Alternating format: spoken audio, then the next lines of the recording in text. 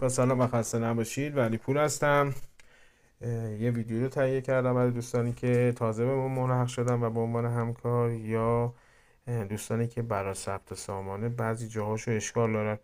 لطفاً اینو یادتون نره که این فقط صرفا آموزشیه و یه سری اطلاعات رو من همینجوری وارد میکنم. شما حتما اطلاعات رو به درستی همینجوری که داخل کارت گواهی نامه یا کارت ماشین ثبت شده حتما ثبت کنید.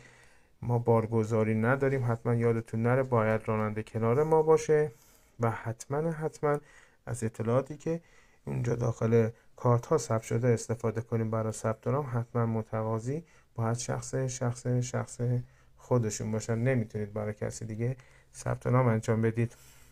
خب اولین کاری که میکنیم شماره دوستمون رو وارد میکنیم. شماره متقاضی نوشته شده، من ثبت نام متقاضی رو میذارم، منتظر کد میشینم. کد از دوست متقاضی درخواست میکنیم. حالا من اینو وارد کنم. بله ببینم مرزنامه رو چک کنید، اگر نشد حتما از شماره جدید استفاده کنید. خب اون شماره نشد، من شماره بعدی رو وارد میکنم.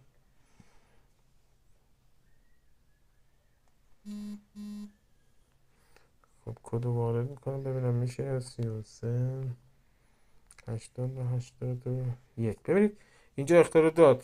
بله اینجا نوشته که این شماره قبلا ثبت نام شده، پس ما یه شماره دیگه درخواست میکنیم و متاسفانه چون خب اون شماره مشکل من یه شماره دیگه وارد کردم از دوستمون خواستیم شماره جدید به من دادن.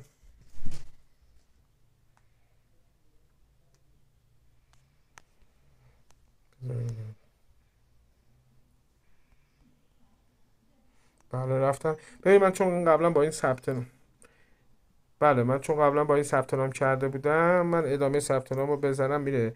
ببینید یادتون نره موقعی که ثبت نام میکنید و دوباره یا به هر عناوینی برنامه میپره بیرون یا دوباره وارد میشید، دو گزینه داره: ادامه ثبت نام یا شروع مجدد. من الان برای اینکه آموزش بدم برمیگردم به شروع ثبت نام از اول. ببینید اینجا اولین گزینه‌ای که میخواد نوع خودرو رو میخواد، نوع وسیله نقلیه.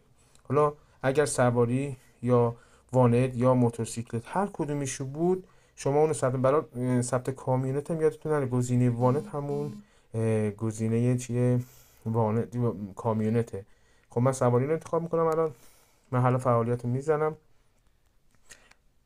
که من البرز دارم فعالیت میکنم. کد ملی رو وارد میکنم. بله نام پدر. و در انتها من تایید رو میزنم. تایید که بزنم